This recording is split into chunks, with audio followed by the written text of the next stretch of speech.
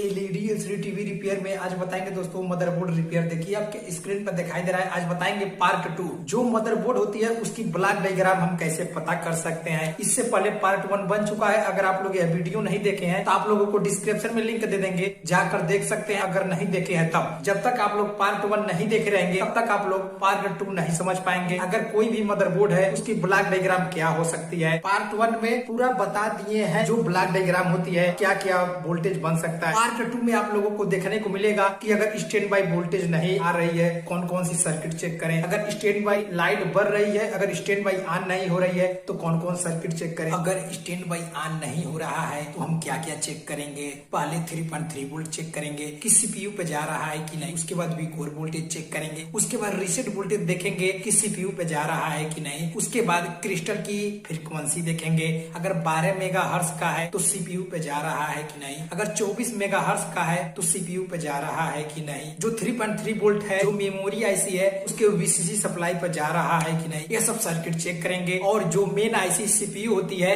यह सब voltage okay होने के बाद CS और CZ सिग्नल निकलता है। यह सीपीयू आईसी से मेमोरी पर जा रहा है कि नहीं। उसके बाद मेमोरी आईसी से मेन आईसी पर SDO SDI सिग्नल जाता है। कंपनी के हिसाब से ये अलग अलग नाम होता है। यह सिग्नल जा रहा है कि नहीं। मेन आईसी और मेमोरी में क्लॉक का कम्युनिकेशन है कि नहीं। यह पूरा डिटेल चेक करेंगे। इस तरीके से हम अगर स्टैंड बाई लाइट नहीं बढ़ रही है तो इस तरीके से चेक कर लेंगे। अगर स्टैंड बाई लाइट जल रही है, अगर स्टैंड बाई ऑन नहीं हो रही है तो हम क्या चेक करेंगे। स्टैंड बाई लाइट अगर जल रही है तो स्टैंड बाई वाली सर्किट ओके होगी और उसकी वोल्टेज ओके होगी। 3.3 वोल्ट ओके होगा, कोर वोल्टेज ओके होगा। जो मेमोरी आईसी की वीसीसी सप्लाई होगी 3.3 वोल्ट यह भी ओके होगी। अगर स्टैंड बाई ऑन नहीं हो रही है तो हमको चेक करना होगा जो मेमोरी की सॉफ्टवेयर है कि नहीं है। और जो मेन आईसी और मेमोरी के बीच जो क्लॉक का कम्युनिकेशन है हो रहा है कि नहीं। और देखेंगे जो रैम की वीसीसी सप्लाई होती है, रैम की वीसीसी सप्लाई सही है कि नहीं। जब तक रैम चालू नहीं होगा तब तक स्टैंड बाई लाइट जलेगा लेकिन स्टैंड बाई ऑन नहीं होगा। तो कौन कौन सर्किट चेक करें चलिए देखिए अपने स्क्रीन पर। इस वीडियो में आप लोगों को देखने को मिलेगा अगर स्टैंड बाई लाइट जल रही है, अगर स्टैंड बाई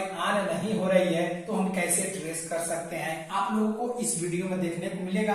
आप लोग इस वीडियो को लास्ट तक देखिएगा, आप लोगों का पूरा कंफ्यूजन दूर हो जाएगा। किसी भी और वीडियो देखने की जरूरत नहीं पड़ेगी। अगर आप लोग ये पूरा वीडियो देख लेंगे पूरा कंफ्यूजन दूर हो जाएगा कि अगर स्टैंड बाई लाइट नहीं जल रहा है तो हम क्या क्या चेक करें। अगर स्टैंड बाई लाइट जल रहा है, अगर स्टैंड बाई ऑन नहीं हो रहा है तो हम क्या क्या चेक करें। पूरा डिटेल आप लोगों को इस वीडियो में देखने को मिलेगा। पूरा जो मदरबोर्ड की ब्लॉक डायग्राम होती है यह कैसे काम करता है। देखिए सबसे पहला 3.3 वोल्ट बनेगा। जिस हिसाब से ये सर्किट होगी, जिस हिसाब से यहाँ पर वोल्टेज बनाया जाएगा उस हिसाब से 3.3 वोल्ट बनाया जाएगा। और दूसरा केस में वही 3.3 वोल्ट मेन आईसी को दे दिया जाएगा।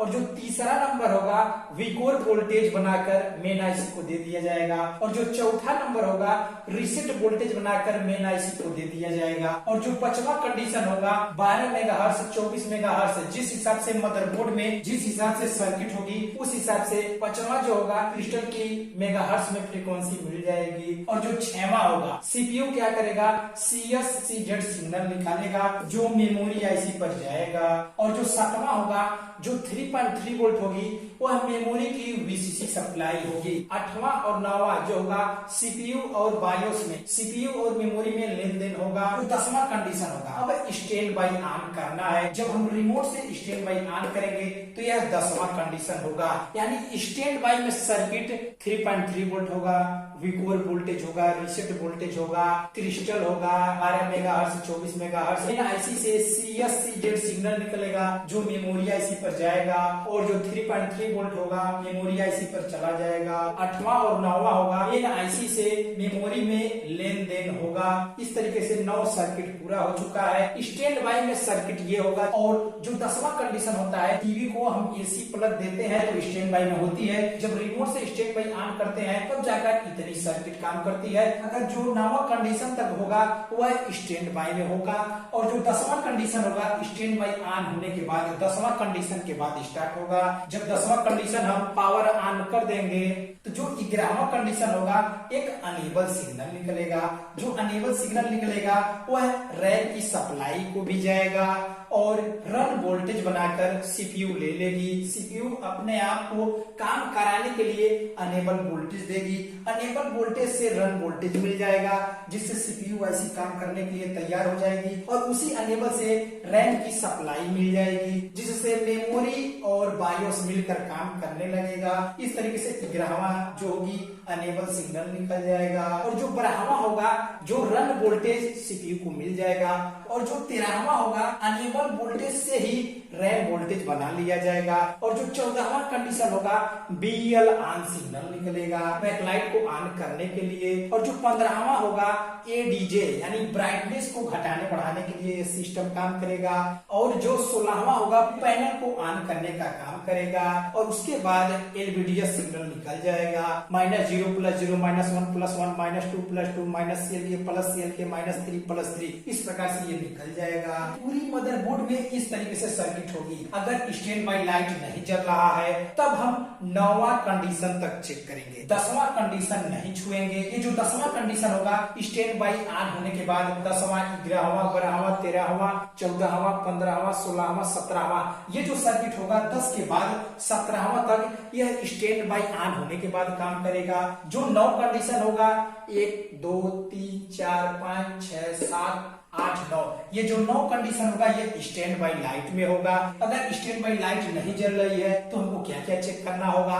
सबसे पहले देखना होगा ये जो वोल्टेज आ रहा है 3.3 वोल्ट किससे बनाया जा रहा है। 3.3 वोल्ट हम चेक कर लेंगे और 3.3 वोल्ट अगर बन रहा है तो उसके बाद देखेंगे जो 3.3 वोल्ट है मेन आईसी को जा रहा है। उसके बाद देख लेंगे जो V4 वोल्टेज है मेन आईसी को जा रहा है और उसके बाद देख लेंगे जो रीसेट होगा रीसेट मेन आईसी पर जा रहा है। जो 12 मेगाहर्ट्ज जो 24 मेगाहर्ट्ज जो कंपनी फिक्स करेगी उस हिसाब से जो क्रिस्टल की फ्रीक्वेंसी है वह सही है कि नहीं है। इतनी सर्किट ओके होने के बाद जो मेमोरी की सप्लाई होगी 3.3 वोल्ट आ रहा इतनी सर्किट ओके है। टीवी हम स्टार्ट करते हैं एसी प्लग में लगाते हैं जब ऑन करते हैं स्टैंड बाय लाइट जलने लगता है। अगर स्टैंड बाय लाइट नहीं जल रहा है उस कंडीशन में हम रैम वोल्टेज भी चेक कर लेंगे क्योंकि जब टीवी स्टार्ट किया जाता है तुरंत क्या होता है अनेबल सिग्नल निकलता है। बिना स्टैंड बाय ऑन किए अनेबल सिग्नल निकलता है जिससे रैम स्टार्ट हो जाता है। जब रैम स्टार्ट हो जाता है तो सीपीयू निर्देश देता है रैम को रैम जाओ जो मेमोरी में स्टैंड बाय वाला सर्किट है वह लेकर आओ। तो रैम जो होता है जल्दी से जाता है और अपने अंडर में स्टैंड बाय वाला सर्किट ले लेता है और सीपीयू को दे देता है। उसके बाद जो रैम की सप्लाई होती है वह कट हो जाती है और स्टैंड बाय सर्किट या सीपीयू अपने अंडर में ले लेता है। जब वही हम स्टैंड बाय ऑन करते हैं तो वह ऑन हो जाता है। अगर स्टैंड बाय लाइट नहीं जल रहा है तो हमको रैम सप्लाई चेक करना होगा क्योंकि अगर रैम सप्लाई नहीं बनेगा तो स्टैंड बाय लाइट नहीं जलेगा। ऐसी सप्लाई देते हैं टीवी में तुरंत अनेबल सिग्नल निकलता है। जो मेन आईसी होती है रैम को आदेश देती है जल्दी जाओ जो मेमोरी में जो स्टैंड बाय वाली सर्किट है उसको लेकर आओ। तुरंत रैम क्या करता है जल्दी से लेकर अपने अंदर में ले लेता है। उसके बाद जब हम स्टैंड बाय ऑन करते हैं तब जाकर स्टैंड बाय ऑन होता है। एसी प्लग लगाते समय अगर अनेबल सिग्नल मिला अगर रैम जो स्टैंड बाय वाला सर्किट है अगर सीपीयू को नहीं दे पाया तो यह स्टैंड बाय लाइट नहीं जलेगी। जब तक रैम सर्किट ओके नहीं होगी तब तक स्टैंड बाय लाइट नहीं जलेगी। अगर 3.3 वोल्ट मिल रहा है V4 वोल्टेज मिल रहा है रीसेट वोल्टेज मिल रहा है 12 मेगाहर्ट्ज 24 मेगाहर्ट्ज क्रिस्टल की फ्रीक्वेंसी मिल रहा है 3.3 वोल्ट जो मेमोरी की आईसी है इसको मिल रहा है। इस प्रकार से अगर सब सर्किट ओके है उसके बाद अगर मेमोरी सप्लाई नहीं बनेगी तो स्टैंड बाय लाइट नहीं जलेगी। अगर स्टैंड बाय लाइट जल रहा है इससे ये स्पष्ट हो जाएगा कि 3.3 वोल्ट ओके हो सकता है V4 वोल्टेज ओके है रीसेट वोल्टेज ओके है 12 मेगाहर्ट्ज 24 मेगाहर्ट्ज फ्रीक्वेंसी ये ओके है। इस प्रकार से सर्किट ओके है। अगर स्टैंड बाय लाइट जल रही है अगर स्टैंड बाय ऑन नहीं हो रहा है तो हमको क्या क्या चेक करना होगा। इस कंडीशन में हो सकता है कि जो मेमोरी हो इसमें सॉफ्टवेयर करप्ट हो सीपीयू से CSCZ सिग्नल निकल रहा है कि नहीं। अगर CSCZ सिग्नल नहीं निकलेगा तो उस कंडीशन में भी हो सकता है स्टैंड बाय ऑन न हो। किसी केस में देखने को मिलेगा स्टैंड बाय लाइट नहीं जलेगा। यह सब सर्किट देखना होता है। मेमोरी से और सीपीयू के बीच में क्लॉक लेन देन होता है।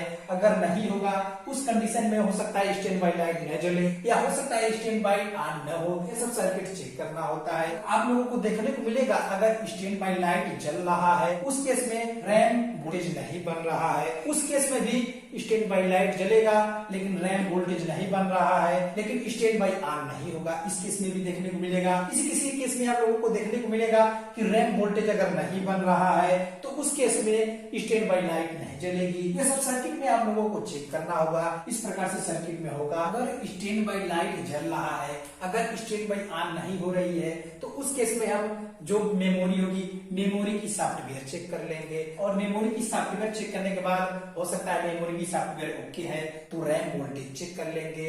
हो सकता है रैम ओके हो तो हो सकता है मेन आईसी खराब हो सकता है मेमोरी आईसी भी खराब हो सकता है, रैम की सप्लाई में दिक्कत हो सकता है, या अगर रैम बाहर लगी है तो रैम बाहर भी खराब हो सकता है। अगर रैम सीपीयू के अंदर है तो मेन आईसी भी खराब हो सकता है। ये सब सर्किट इस प्रकार से हम स्टेप बाय स्टेप चेक करके पूरा सर्किट हम देख सकते हैं। मेरा हर चीज का वीडियो बन चुका है। यह वीडियो देखने के बाद आप लोगों को डिस्क्रिप्शन में लिंक दे देंगे, जाकर देख सकते हैं।